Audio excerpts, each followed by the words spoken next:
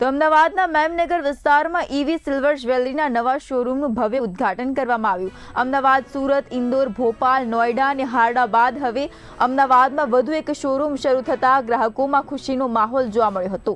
ઉદ્ઘાટન પ્રસંગે ગૌમાતાના હસ્તે શોરૂમનું ઉદ્ઘાટન કરવામાં આવ્યું હતું।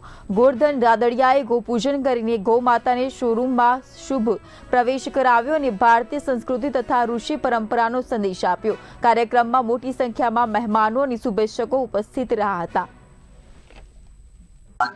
અમે અમારું આ 10મા શોરૂમનું ઓપનિંગ કરીએ છીએ અને અમે અમારા ઓપનિંગમાં કોઈ પણ સેલિબ્રિટી કે વેલ નોન પર્સનને બોલાવતા નથી। અમે પવિત્ર પાવન કહેવાતા ગૌમાતા, જેનામાં આપણે માનીએ છીએ કે 33 કોટી દેવી દેવતાઓનો વાસ થાય છે, એવા ગૌમાતાના ચરણોથી, પવિત્ર પાવન ચરણોથી અમે અમારું ઓપનિંગની શરૂઆત કરીએ છીએ। એની આરતીથી, એની પૂજાથી અમે અમારા ભવ્ય શોરૂમનું આગમન કરીએ છીએ અને અમારા 10મા શોરૂમના દરેક શોરૂમના આગમનમાં અમે ગૌમાતાને બોલાવીએ છીએ। અમારો આ 5મો કન્ટિન્યુ રવિવાર છે કે જેમાં અમે અમારા શોરૂમનું આગમન કરીએ છીએ। Thank you. ગૌમાતાનું મહત્વ આપણે ગણીએ એટલું ઓછું છે।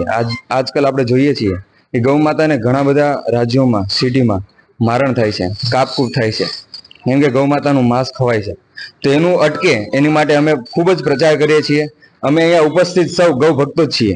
અઠવાડિયામાં 2-3 વાર અમે ગૌશાળા જઈએ છીએ પોતે ને સેવા કરીએ છીએ અને અમારું એક જ એવું માનવાનું છે કે જેટલું પણ થાય એટલું ગૌ માતાને અમે આગળ લઈ જઈએ કે ગૌ માતાનું મારણ ભારત દેશમાં અટકે, ભારત દેશમાં તો નહીં આખી દુનિયામાં અટકે। એ જ અમારું એક મોટિવ છે। તો ઓપનિંગમાં ડિસ્કાઉન્ટમાં 25% ડિસ્કાઉન્ટ છે ફ્લેટ MRP ઉપર, એટલે આ આખો મહિનો, ઓપનિંગનો આખો મહિનો અમે 25% ડિસ્કાઉન્ટ રાખ્યું છે।